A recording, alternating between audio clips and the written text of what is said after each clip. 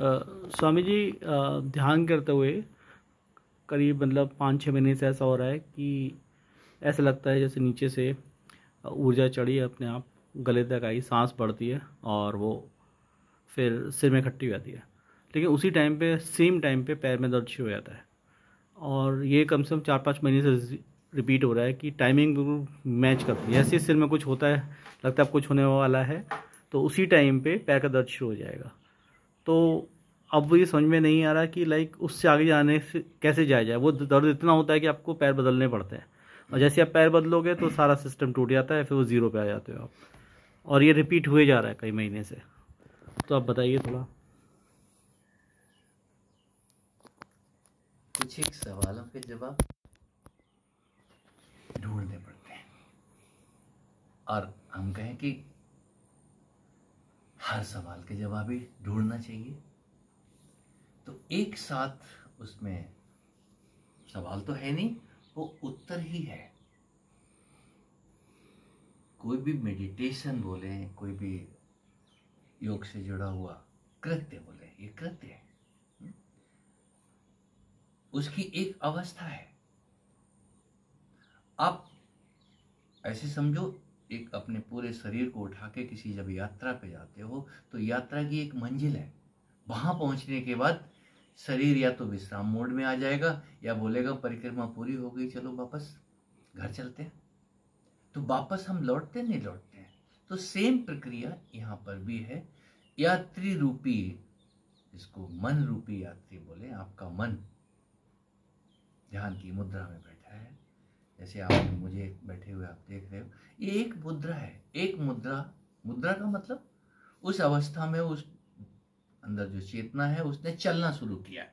बाहर की दुनिया में तो आप चल रहे हो, दिखाई दे रहा है, पहाड़ पे चढ़ रहे हो, लेकिन अंदर की दुनिया में वो ऊंचाई दिखाई कहाँ दे रही है। ये तन भी एक पहाड़ ही है। उसमें मन रूपी प्राणी कह सकते हो, चेतना का जो भी आप नाम दे सकते हो उसको, वो चलना शुरू करती है। तो कहाँ से चल रही है? आपने बोला पैरों से लेकर के, नीचे से लेकर के, मुझे फील होता है ऐसा करते करते मैं पूरा यहाँ तक आ जाता हूँ। और ये 40 से 45 मिनट के अंदर अंदर, और जैसे ही मैं यहाँ आता हूँ तो तुरंत मेरे पैरों में दर्द शुरू हो जाता है। बिल्कुल। और वो पूरे का पूरा यात्री जो ऊपर चढ़ा हुआ था वो धड़म से नीचे हो जाता है। अगर मैं ऐसा ना करूं तो लगता है ऐसा जैसे पैर काट दिए जाएंगे या बिल्कुल पैर बेकार हो गए हैं करके। तो ये क्या था? ये उस मन की यात्रा थी। तो रोजाना जो नीचे पैरों से रास्ते, नाभि, हार्ट, कंठ होते हुए उस शिखर तक जाता था और वो वापस आने के लिए बाध्य हो जाता था। ऐसा करते करते आपको साल से ज्यादा हो गए, ये आपका मानना है। और मैं बोर हो गया हूं क्योंकि वो एक ही मंदिर में जा रहा है और एक ही मंदिर से वापस आ रहा है। मिला जुला नहीं उसको कुछ भी, कोई रास्ते में ऐसा कोई अटकने वाला दर्शन उसको नहीं हुआ।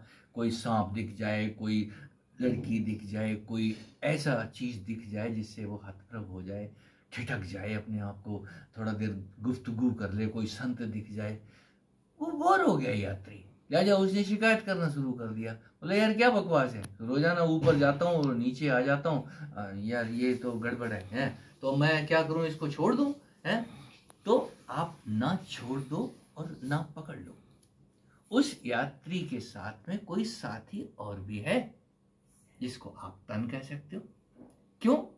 वो तन उठ के तो चल नहीं रहा है, तन को बांध दिया है, कृष्ण को बांध दिया है माँ यशोदा ने कि ले तू बहुत उधम मचाएगा, मेरे पीछे पीछे चल देगा। सुबह सुबह मुझे पानी लेने जाना होता है रसोई पकाने के लिए, लिहाजा मैं तुझे रस्सी से बांध देती हूँ। तो वो क्या करती है? उखल से बांधती है। पहले गांव में, आज भी उखल होते हैं, उखल से बांधती हैं। और बांधती हैं तो रस्सी कम पड़ जाती है।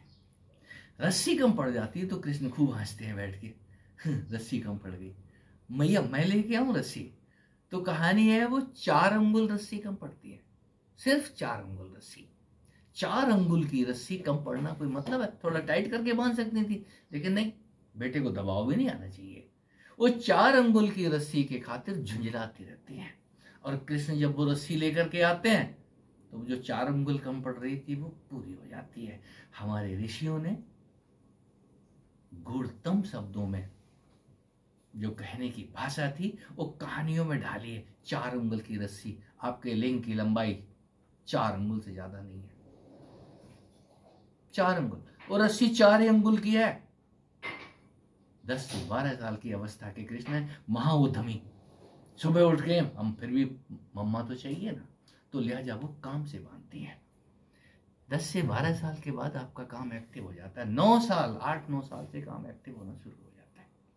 तो वो 4 अंगुल की लस्सी, अभी आपको एक वीडियो एक दिखा रहे थे ना, एक छोटा बच्चा निकाल के वो नैपीस के अंदर अपने ठूसे जा रहा है। क्यों? कहीं कुछ एक्शन है। हम बोले बचपन में काम, सब टाइम काम होता है, हमें पता कितना है। तो वो काम की रस्सी, काम का साथी कहीं भूल गए, अकेले चल पड़े यात्रा के लिए। अब ये अकेले चल पड़े तो स्टेशन से कोई पता नहीं ना, नीचे से लेकर के उठ करके आप यहाँ पहुंच गए। एक स्टेशन मूलाधार भी है जहां परिक्रमा लगानी चाहिए थी, वो 4 अंगुल की रस्सी वहां लगी हुई है, वो भूल गए। क्यों? किसी ने बोल दिया काम बुरा है, उसको पीटने में लग जाओगे या साधने में लग जाओगे या फिर कुछ और करने में लग जाओगे। क्यों? ध्यान तो कहीं यहाँ रखा हुआ है, ना ध्यान यहाँ रखा है, ना ध्यान पैरों में रखा है, और ना ध्यान मूलाधार पे रखा है। ध्यान के साथ साथ आपके साथी भी होने चाहिए, बताने वाली बुद्धि संग होनी चाहिए, ये विवेक संग होना चाहिए, ये आपका जो चित्र खींचता जाता है। क्योंकि जब आप यात्रा पे जा रहे हो तो वही यात्रा नहीं है, हर बार कोई ना कोई सीन चेंज होगा। लेकिन ना, हम सीधे जा रहे हैं चश्मा लगा के और बस नीचे उतर जा रहे हैं, यही गड़बड़ है। यहीं पर उत्तर खोजने वाली बात है। जैसे ही आपका आसन टूटता है तो समझ लेना अगली प्रक्रिया का हिस्सा आ रहा है, कुछ और होने वाला है। आपने आसन जो खोला, इसके बाद आपके दिल करेगा यार, जैसे बहुत चल के आए, बहुत थक गए हो, पैर मसाज मांगेंगे आपके। वो अगला स्टेप था, आप अगले स्टेप पे नहीं गए, उठ के चल दिए, नहीं, वो पहला स्टेप था। अगला स्टेप मसाज हो सकती है, फिर अगला स्टेप और कुछ हो सकता है। पूरा जीवन आप उठ गए हो इस शरीर में, पूरी हरकत 24 घंटे की वो ध्यान पूर्ण ही है। करो तो पूरी की पूरी जो प्रक्रिया है, शरीर के जागने से लेकर के अगले शरीर के सोने तक, आप जो कुछ भी कर रहे हो, इस अवेकनिंग मोड को जरा ऑन तो होने दो। वो अगला स्टेप आ रहा है। आपने सोचा आप ध्यान तो गया भाड़ में, मेरा सिर भी बेकार हो रहा है और यहाँ भी तंग हो रहा है, चलो यार छोड़ो, बोर हो गए करके। तो बोर इसलिए हो गए क्योंकि आप उतने पे अटके थे, उसी को समझ पा रहे थे। क्यों? गुरु ने कह दिया था बैठ के ध्यान करना है।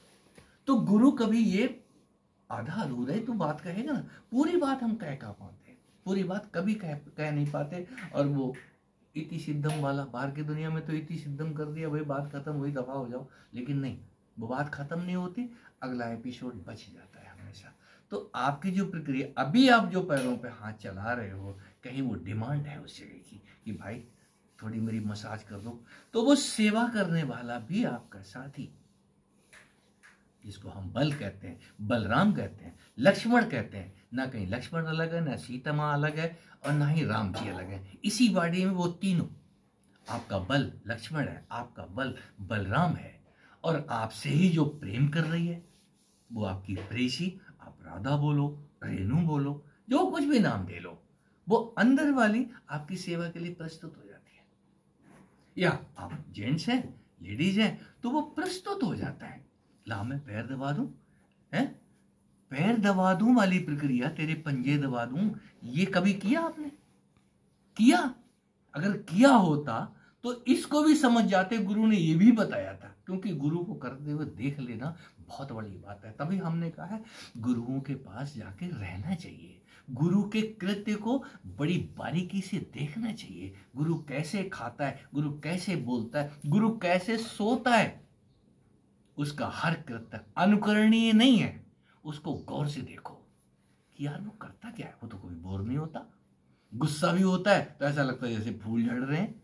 तो ये सारा का सारा ध्यान, फिर कह रहा हूं, बच्चों का खेल नहीं है, ध्यान बुढ़ों का खेल नहीं है, ध्यान मजेदार प्रक्रिया है। यदि होना शुरू हो गया है तो उस स्टेप से बोर होने लगे तो अगले स्टेप पे आपका ध्यान जा नहीं रहा। अभी वो ध्यान मांग रहा है अगला स्टेप। अब जो हो रहा है अब उस पे आ जाओ। अब चाय आ गई है आपकी, चाय पी लो, चाय ध्यान करते। काटो।